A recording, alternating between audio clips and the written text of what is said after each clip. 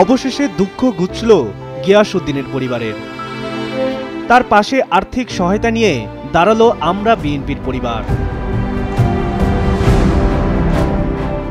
গত 20 মার্চ চরম দুর্দশায় গিয়াসউদ্দিনের পরিবার লবণ ও পানি দিয়ে ইফতার করলেও সেহরি অনিশ্চিত, এমন একটি প্রতিবেদন করে মাছরাঙ্গা টেলিভিশন।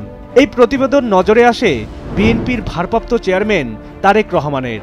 তার নির্দেশেই কেন্দ্রীয় ও আঞ্চলিক নেতারা সকালে ছুটে যান চট্টগ্রাম জেলার চন্দনাইশ থানার শামুকছড়ি বাজারে অবস্থিত গিয়াসউদ্দিনের বাড়িতে।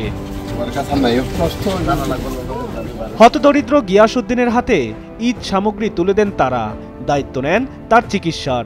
আমাদের ভারপ্রাপ্ত চেয়ারম্যান তারেক রহমানের পক্ষ থেকে গিয়াসউদ্দিনের ওনার চিকিৎসা আমি পুরো সুস্থতা না হওয়া পর্যন্ত ওনার দায়িত্ব আমি পুরোটাই নিয়েছি।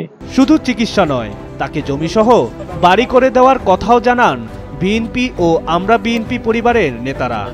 বিএনপির অ্যাক্টিং চেয়ারম্যান জনাব তারেক রহমান ওনার দুঃখ দুর্দশা এবং ওনার বাড়িঘরের জীর্ণ অবস্থা দেখে আমাদেরকে উনি পরামর্শ দেয় যে যাতে ওনার বাড়ির দোরগোড়ায় আমরা আসি, পরিস্থিতি দেখি এবং ওনার জন্য আমরা কি করলে ভালো হয়, বিএনপি কি করলে উনি ঠিকমতো চলতে পারে, বসবাস করতে পারে, এটা দেখার জন্যই আমরা মূলত এখানে এসেছি। টেম্পোরারি ভিটে উনি আছেন, এইটার সংস্কার করে দেওয়া থেকে নিয়ে পরবর্তীতে একটি ভিটার ব্যবস্থা করে সেখানে একটি স্থায়ী বাসস্থানের ব্যবস্থা করা, সমস্ত কিছু এই দায়িত্ব আমরা বিএনপি পরিবার নিচ্ছেন, আমাদের নেতা জনাব তারেক রহমান নিচ্ছেন।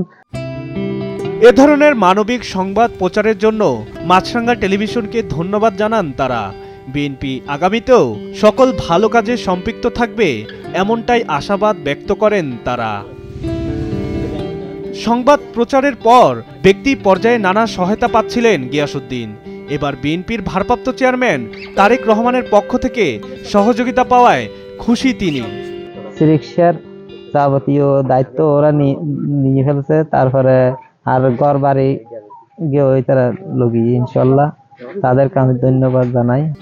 তারেক রহমানের পক্ষ থেকে সহায়তার সময় গিয়াসউদ্দিনের বাড়িতে উপস্থিত ছিলেন আমরা বিএনপি পরিবারের আহ্বায়ক আতিকুর রহমান রোমন, সদস্য সচিব মোখলিসুর রহমান মিঠুন সহ বিএনপির চট্টগ্রাম বিভাগীয় সহ সাংগঠনিক সম্পাদক ও বিএনপি মিডিয়া সেলের সদস্য ব্যারিস্টার মিল হেলাল সহ স্থানীয় নেতাকর্মীরা। মাছরাঙ্গা নিউজ ডেস্ক।